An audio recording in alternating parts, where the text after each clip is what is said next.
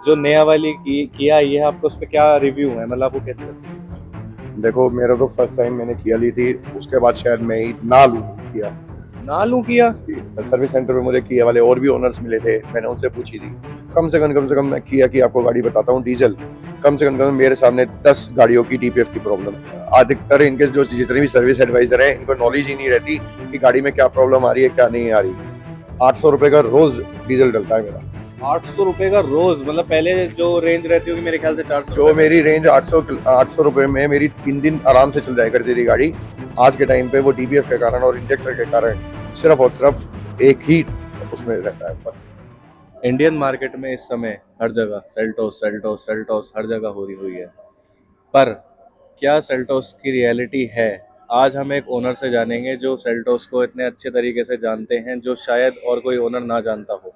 इतनी ज़्यादा किलोमीटर्स चलाने के बाद एक डीजल गाड़ी कैसा परफॉर्म करती है, उसकी क्या रिलायबिलिटी रहती है, और क्या कंपनी वाले उनको सर्विसेज ऑफर करते हैं बाद में, और क्या उनको एक नेगेटिव पॉइंट्स शो होते हैं इतने साल बाद। आप अगर सेल्टोस लेना चाहते हैं तो इस वीडियो को ध्यान से देखिएगा। इसमें कुछ ऐसे पॉइंट्स हैं जो आपको हेल्प कर सकते हैं आप अपनी कार बाइंग लेने में, अगर आप सेल्टोस प्रेफर कर रहे हैं तो मिलते हैं अपने गेस्ट से आज के, जो कि है मिस्टर प्रशांत। कैसे हैं सर? बढ़िया सर, आप बताएं कैसे हैं। मैं बिल्कुल ठीक हूँ। आप मेरे को बताइए, आपने सेल्टोस कब ली थी? मैंने 2021 मॉडल ली थी जनवरी में। आप एक बार गाड़ी छोड़िए, आप एक बार अपना इंट्रोडक्शन दे दीजिए। आप कहाँ से हैं, बिलोंग मैं करते वैसे हैं? गाजियाबाद से हूँ। हाँ। बाय प्रोफेशन एडवोकेट भी हूँ। अच्छा। और grand Venice mall greater Noida में मेरा रेस्टोरेंट भी है। अच्छा, बहुत अच्छे सर। अब आ जाते हैं गाड़ी पे। ये गाड़ी आपकी कौन सा मॉडल है, क्या है, कौन सा वेरिएंट है, आप बताएं। मेरा गाड़ी का मॉडल है 2021 जनवरी, डीजल गाड़ी। डीजल गाड़ी है आपकी? अच्छा, 2021 में आपके पास सेल्टोस आ चुकी थी, तो ये BS6 है मेरे ख्याल से। जी, BS6 है। तो BS6 गाड़ी आपने डीजल में क्यों चूज करी? उस टाइम पे आपके पास क्या कॉम्पिटिटर इसके थे जो आप देख रहे थे, और क्यों आपने इसको बेटर माना उनसे? गाड़ी देखी थी मैंने, क्रेटा भी देखी थी, ग्रैंड विटारा भी देखी थी, लेकिन एज पर बिल्ड क्वालिटी और लुक वाइज मुझे किया सेल्टोस ज़्यादा पसंद आई थी। अच्छा, आपको किया सेल्टोस उन सबसे बेटर लगी थी देखने में? हाँ, लुक्स तो यार काफ़ी किया की हमेशा से अच्छी रही है, जो कि कंपनी भी बोलती है इसको बेडास लुक्स के साथ आती है।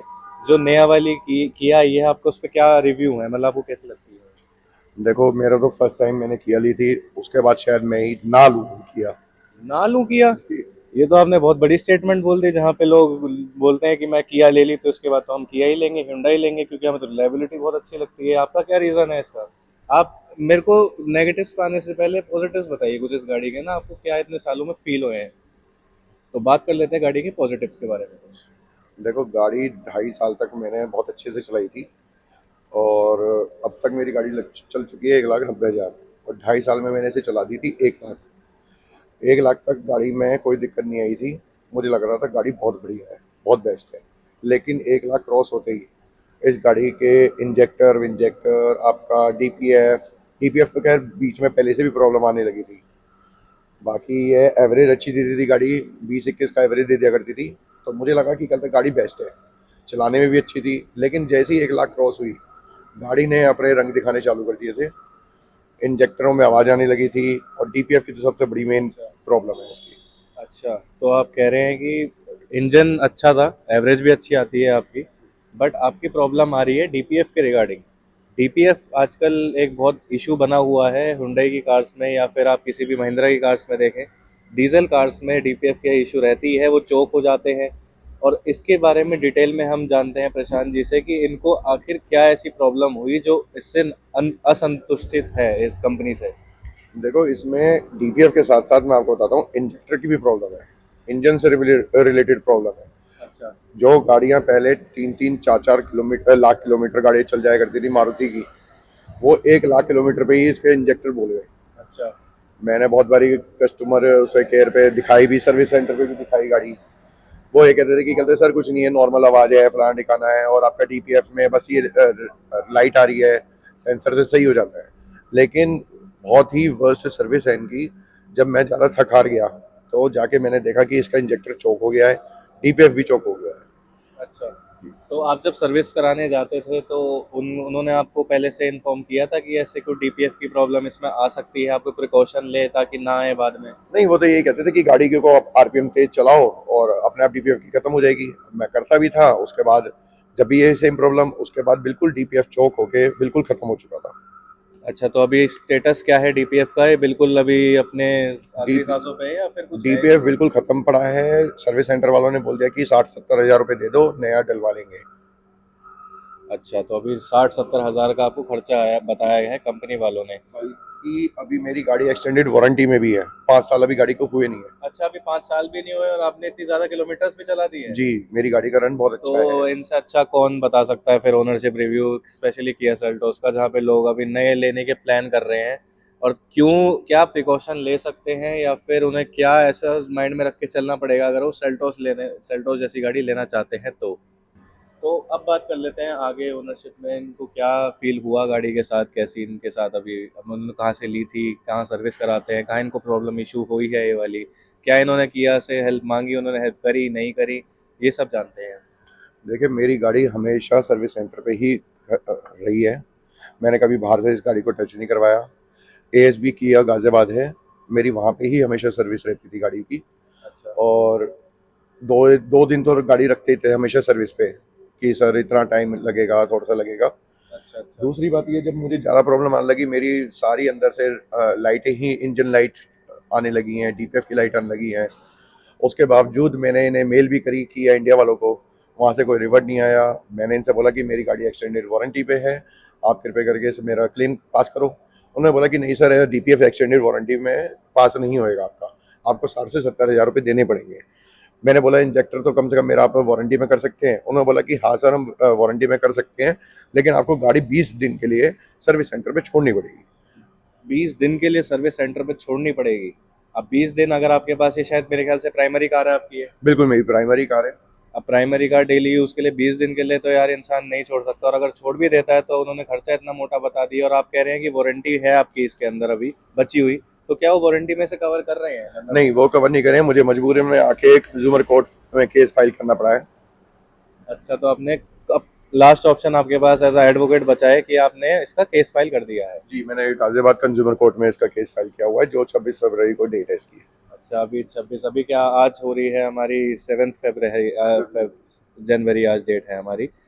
तो अब कोर्ट केस में आपको नहीं लगता कि बहुत टाइम, आपकी एक्सटेंडेड वारंटी भी चली गई है, आपने कोर्ट केस ऑप्शन ले तो लिया है बट उसमें कितना टाइम लगता है, आपको लगता नहीं कि कुछ कंपनी वाले आपकी सुन रहे थे, आपने बिल्कुल मजबूर होकर ये ऑप्शन लिया है क्या?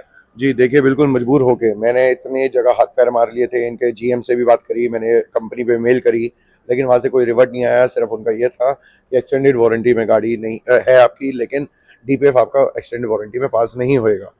60-70 हज़ार रुपये आप ये सोच के चलो, मैंने एक्सटेंडेड वारंटी भी दी है, 60-70 हज़ार रुपये मैं डीपीएफ के दूँ और ऊपर से 20 दिन गाड़ी को मैं सर्विस सेंटर पे छोड़ूँ, तो दैट मीन्स क्या बोलते हैं, कोई यूज़ नहीं है किया गाड़ी का लेने का मेरे हिसाब से। तो अभी जैसे आप इतने सारे इसके प्रॉब्लम्स बता रहे हैं, कुछ आपने स्टार्टिंग फेज में इसकी अच्छाई भी देखी होंगी कार की, जैसे आप ट्रिप्स पे भी काफ़ी जाते हैं, कहाँ कहाँ आप इस कार को ले जा चुके हैं अभी तक? देखो, मैं मानता हूँ कि मैंने जब तक 1 लाख मेरी गाड़ी नहीं चली थी, 90 हज़ार तक चली थी, मेरी गाड़ी अब तक कम से कम 7 से 8 बारी लद्दाख जा चुकी है, 6 से 5 बारी स्पीति वैली जा चुकी है। क्या बात कर रहे हैं, आपने इतनी जगह पे किया की गाड़ी मतलब एक्सप्लोर कर रखी है? मतलब आपने इतना, मतलब आप ये कहना चाह रहे हैं कि आप 1 लाख से पहले तक आपको कोई इशू नहीं आए थे, जो भी इशू आए 1 लाख के बाद आए हैं? जी बिल्कुल, 1 लाख किलोमीटर के बाद ही आए हैं। 1 लाख से पहले मैं ये बात बोलता हूँ कि कहते हैं गाड़ी 1 लाख से पहले की अगर किलोमीटर चली हुई है तो गाड़ी अच्छी है, लेकिन जहाँ 1 लाख किलोमीटर पास हुए, आपको खर्चा मिलेगा ही मिलेगा गाड़ी से। अब चाहे वो कि हुंडई की क्रेटा हो चाहे किया की सेल्टोस हो, दोनों में एक ही प्रॉब्लम है, डीपीएफ की प्रॉब्लम। दूसरी बात ये, मैंने सर्विस सेंटर पे मुझे किया वाले और भी ओनर्स मिले थे, मैंने उनसे पूछी थी। कम से कम मैं किया की आपको गाड़ी बताता हूँ डीजल, कम से कम मेरे सामने 10 गाड़ियों की डीपीएफ की प्रॉब्लम है इस गाड़ी में। 10 गाड़ी मतलब ये बहुत कॉमन प्रॉब्लम है जो 1 लाख के बाद कोई शेयर नहीं करता कि ये आती ही आती है इस कार के अंदर। इस कार के अंदर भी आती होगी, आई एम श्योर सोनेट में भी आती होगी क्योंकि वो भी डीजल डीजल। इंजन ही है। अच्छा, तो ये वाली प्रॉब्लम है, तो अभी फिलहाल क्या स्टेटस है, आपने केस फाइल करा हुआ है उनके खिलाफ? अभी स्टेटस कुछ नहीं, गाड़ी चला रहा हूँ, जैसे चल रही है चलने दो। केस आएगा मेरे हक में, हो सकता है आए, बिल्कुल आए, क्योंकि मैंने अपनी सारी प्रॉब्लम रखी है, मैंने सारे डॉक्यूमेंट्स रखे हैं, जितनी बारी भी मेरी गाड़ी सर्विस सेंटर पे गई है, जितनी बारी मैंने कंप्लेंट रजिस्टर करी है। अच्छा, तो अभी एक कोर्ट के हाथ में चला गया है केस। अभी आपकी कार मतलब परफेक्टली रनिंग कंडीशन में तो बिल्कुल भी नहीं कह सकते इसको। तो और आपको ये प्रॉब्लम्स भी आ ही रही हैं, आपकी एवरेज भी गिरी होगी इससे। एवरेज तो आप ये मान के चलो मेरा डेली का गाजियाबाद से ग्रेटर नोएडा है। ये तो काफ़ी आपने नेगेटिव पॉइंट्स बता दिए किया की गाड़ी के आफ्टर 1 लाख किलोमीटर्स। अभी ये अगर 5 साल भी नहीं हुए गाड़ी को, देखो यार डीजल कार अगर आप इंडिया की बात करते हैं, दिल्ली एनसीआर की बात करते हैं, तो यार 10 साल के लिए तो कोई डीजल कार लेता ही लेता है। और वो चाहता है कि अगर सरकार ने 10 साल रूल करा हुआ है तो 10 साल तो एटलीस्ट उनकी कार अच्छे से चले। बट हो क्या रहा है असल में कि गाड़ियां 5 5 साल में भी बोलने लगी हैं। यार किलोमीटर्स तो देखो हर कार चलती है, अगर किसी की प्राइमरी कार है वो चलेगी चलेगी क्यों जी। हम बिल्कुल जी, बिल्कुल सही बात है। अब क्या रहता है, अब 10 अगर 5 साल भी गाड़ी ऐसे कवर कर रही है कि डीपीएफ चोक हो गया, इंजेक्टर खराब हो गए, तो फिर कोई पॉइंट बनता है कि ऐसी कंपनी की कार लेने का। नहीं, मेरे हिसाब से अभी की जितनी भी ये हुंडई की और किया की गाड़ी आ रही है ना, इन्होंने कुछ नहीं किया, हल्की गाड़ियां कर दी हैं। इंजन बिल्कुल खत्म हो गए हैं, जो आज के टाइम पे पहले चलते थे 3 3 4 4 लाख किलोमीटर। मुझे नहीं लगता अभी तो इंजेक्टर की प्रॉब्लम आई, हो सकता है 50 60 हज़ार किलोमीटर के बाद इंजन ही बोल जाए इसका। इससे पहले आप कौन सी कार ओन करते थे, इसको इस पे शिफ्ट करने से पहले? स्विफ्ट चलाता था मैं, मारुति स्विफ्ट। वो आपकी डीजल में ही थी? जी बिल्कुल डीजल थी, और 4 लाख किलोमीटर चला दी थी मैंने वो गाड़ी। 4 लाख किलोमीटर? आज तक इंजेक्टर और कभी इंजन की प्रॉब्लम ही नहीं है उस गाड़ी में। मतलब आप सीधा सर्विस कराते थे, आप चलाते थे, आपको 1% की कोई इशू नहीं आया इसके अंदर आज तक? बिल्कुल बिल्कुल। ये तो भाई काफ़ी आप देख लो, अगर आप किया की कार अगर लेना चाह रहे हो तो ये बात अपने दिमाग में बिल्कुल लेकर चलना कि डीपीएफ का प्रॉब्लम आएगा ही आएगा। डीजल में हम स्पेसिफिकली बात कर रहे हैं, पेट्रोल में ये प्रॉब्लम मेरे ख्याल से नहीं होती। नहीं, पेट्रोल में डीपीएफ का है ही नहीं इसमें कोई रोल। पर पेट्रोल में वही है, आपको फिर ना अच्छी पावर मिलती ना एवरेज मिलती, कुछ भी नहीं मिलती। बिल्कुल। तो अभी इसका जो केस है वो अभी कंज्यूमर कोर्ट में है, हाँ, और हम चाहते हैं कि आपका जल्द से जल्द इसका अच्छा कोई सोल्यूशन निकल के आए। बिल्कुल देखिए, सॉल्यूशन तो निकलेगा ही निकलेगा। जब कोर्ट में फाइल किया है तो कंपनी को भी जवाब देना पड़ेगा कि कहते हैं कोई 14 15 लाख रुपए गाड़ी में वेस्ट कर रहा है, तो उसे कम से कम सर्विस तो टाइम पे मिले और अच्छी मिले। हाँ, ये तो बेसिक चीज़ होती है कि यार सर्विस इतना हम आजकल ब्रांड्स को कोसते हैं, महिंद्रा को, टाटा को, कि उनकी सर्विस अच्छी नहीं है, सर्विस सेंटर में कोई सुनता नहीं है, और बिल्कुल ऐसा काम करते हैं जैसे मतलब बहुत थर्ड क्लास बताते हैं उनकी सर्विस को।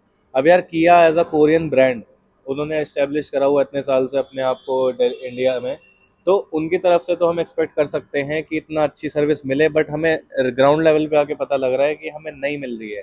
तो आप कोई सर्विस सेंटर बता रहे हैं कि जहाँ से आप करवाते हैं, या फिर आप सबकी ही एक साथ बता रहे हैं कि सभी ऐसे हैं? देखिए, दूसरा एक सर्विस सेंटर है यहाँ पे आपका, ग्रेटर नोएडा एनआरएल किया, वो भी बिल्कुल ऐसे ही है। अधिकतर इनके जो जितने भी सर्विस एडवाइजर हैं, इनको नॉलेज ही नहीं रहती कि गाड़ी में क्या प्रॉब्लम आ रही है, क्या नहीं आ रही। अच्छा, ये इसमें सेंसर में शो हो गया है, डीजल फिल्टर रीजनरेशन रिक्वायर्ड, सी ओनर मैनुअल। अब ये इस टाइम ऐसा है कि कहते हैं रीजनरेशन रिक्वायर्ड आ रहा है, लेकिन इस टाइम इतना इसका क्लॉग हुआ पड़ा है, इतना चौक हुआ पड़ा है कि ये रीजनरेशन भी नहीं ले रही। अच्छा, ये रीजन मतलब बस दिखा रहा है, बट ये बिल्कुल 100% शोक है ये? जी 100% चौक है। आपका सर्विस सेंटर वालों ने भी बोल दिया, सर इतना चौक हुआ पड़ा है, आपका रीजनरेट भी नहीं हो रहा हमसे। अच्छा, और आप किलोमीटर्स देख सकते हैं, गाड़ी 1 लाख 83 183। चल चुकी है। और इसमें आपको चलाने में मतलब कैसा फील हो रहा है, कुछ प्रॉब्लम में आ रही होगी? देखो जी, पिकअप तो बिल्कुल खत्म हुआ पड़ा है इस गाड़ी का। अच्छा। तीसरा आरपीएम बड़ी देर में लेती है। अच्छा। दूसरी बात ये, जो मैं आपको इंजेक्टर की बात बता रहा था, गाड़ी आपके सामने 1,83,000 समथिंग चली हुई है ना। हाँ हाँ। गाड़ी में अभी आप पीछे जाएंगे, मैं आपको हल्की सी रेस दूंगा, गाड़ी इतना गंदा धुआं दे रही है, इतना गंदा धुआं दे रही है कि कहते मुझे शर्म आ जाती है। अगर मैं कहीं उस पर रेड लाइट पे खड़ा हुआ हूँ, अच्छा। तो सामने वाले मुझे 10 भाई देखते हैं कि कहते गाड़ी, नई गाड़ी आपकी BS6 गाड़ी इतना धुआं दे रही है। अच्छा, इतने धुआं देने लग गई है? जी, मतलब ब्लैक स्मोक कह रहे हैं आप या वाइट स्मोक मतलब? White, white plus black both. अच्छा, ये तो काफी मतलब बहुत ही सीरियस टॉपिक है जी, जिसके ऊपर हम बात कर रहे हैं इस अभी बारे आप में। ये देख रहे हैं, मेरी गाड़ी रिजर्व में लग चुकी है, हाँ जी। और मैं अभी आपको देखता हूँ, कल मैंने आप 18,800 रुपये का डीजल डलवाया था। जो मेरी गाड़ी चली है 140 दिखा रही है, हाँ। जिसमें अभी 40 किलोमीटर पहले ही मेरी रिजर्व लग गई थी, यानी कि अच्छा। दैट मीन 100 किलोमीटर ही चली है मेरी 800 7.97 लीटर में। ये तो बहुत ही मतलब किया की तरफ से डीजल इंजन तो यार बहुत अच्छा एवरेज देता है। ये तो आपकी बिल्कुल ही एकदम, मैं कह रहा हूँ कि बहुत बहुत ही ज्यादा गिर गई है एवरेज। देखो मैं ये नहीं बोलता कि गलत है, किया का गाड़ी का एवरेज बेकार है। मैं आपको बता रहा हूँ, डीपीएफ से पहले, इंजेक्टर से पहले मेरी गाड़ी ने 20-20-21 का एवरेज दिया है। ऐसा नहीं है। लेकिन जब से इसका डीपीएफ चोक हुआ है और इंजेक्टर की प्रॉब्लम आई है, गाड़ी का माइलेज बिल्कुल खत्म हो चुका है और आपका पिकअप बिल्कुल खत्म हो चुका है। ये तो बहुत ही सीरियस बात है इसके लेके। तो ये था प्रशांत जी का कुछ अपनी किया सेल्टोस को लेके रिव्यू। अगर आपको पसंद आया हो तो कमेंट कीजिएगा, सब्सक्राइब कीजिएगा, और हम देखते हैं, हम आपको अपडेट देते हैं कि इस केस के रिगार्डिंग अब क्या होता है आगे, क्या कंपनी वाले कुछ सपोर्ट करेंगे या फिर नहीं करेंगे। धन्यवाद।